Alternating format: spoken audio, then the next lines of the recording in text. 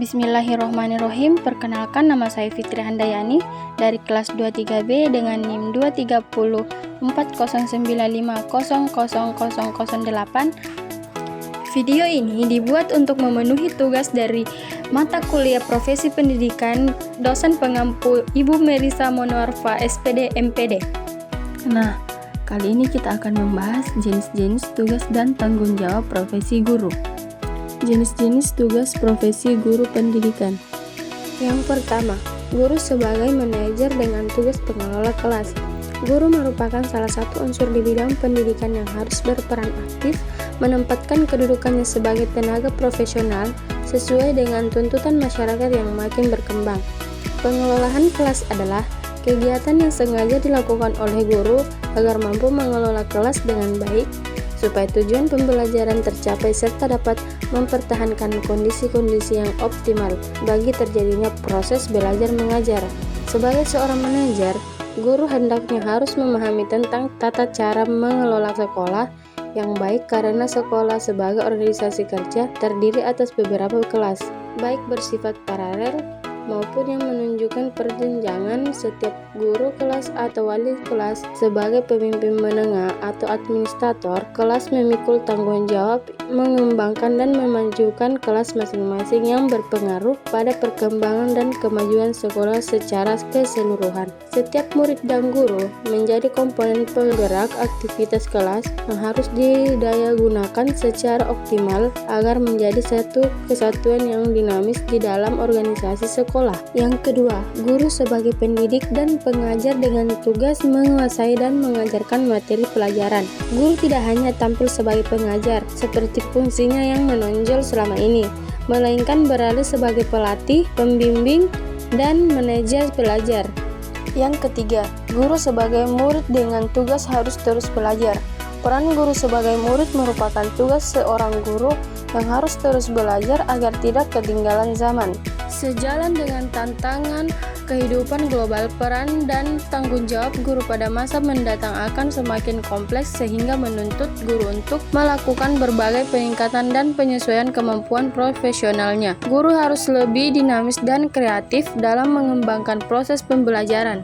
Yang keempat, guru sebagai fasilitator dengan tugas memberi bantuan seperlunya. Tugas guru adalah membantu siswa yang mengalami kesulitan dalam memahami materi pelajaran. Untuk itu, guru sebagai fasilitator mendorong murid untuk aktif mengikuti pelajaran sehingga siswa mampu memecahkan masalah tersebut demi masa depan mereka sendiri.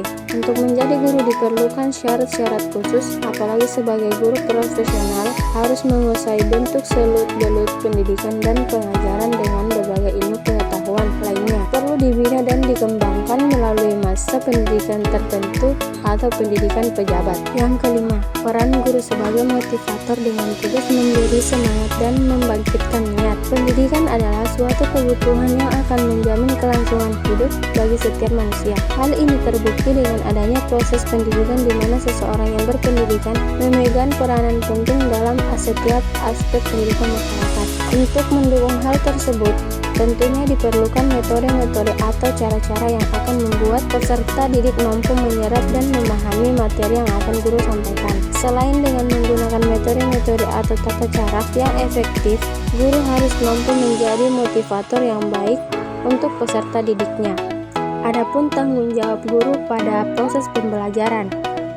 Yang pertama, tanggung jawab intelektual diwujudkan dalam bentuk penguasaan materi pembelajaran secara luas dan mendalam yang mencakup penguasaan materi kurikulum mata pelajaran di sekolah dan substansi keilmuan yang menaungi materinya, serta penguasaan terhadap struktur dan metodologi keilmuan. Yang kedua, tanggung jawab profesi pendidikan diwujudkan melalui pemahaman guru terhadap peserta didik, perencanaan dan pelaksanaan evaluasi hasil belajar dan pengembangan peserta didik untuk mengaktualisasikan potensi dan demand-nya. Yang ketiga, tanggung jawab sosial diwujudkan melalui kemampuan guru berkomunikasi dan bergaul secara efektif dengan peserta didik sesama pendidik, tenaga pendidik, orang tua, wali peserta didik, dan masyarakat sekitar. Yang keempat, tanggung jawab spiritual dan moral diwujudkan melalui penampilan guru sebagai insan beragam yang perilakunya senantiasa berpedoman pada ajaran agama dan kepercayaan yang dianutnya, serta tidak menyimpan dari norma agama dan moral. Yang kelima, tanggung jawab pribadi diwujudkan melalui kemampuan guru memahami dirinya, mengelola dirinya, mengendalikan dirinya, dan menghargai serta mengembangkan dirinya dalam bentuk moral dan spiritual.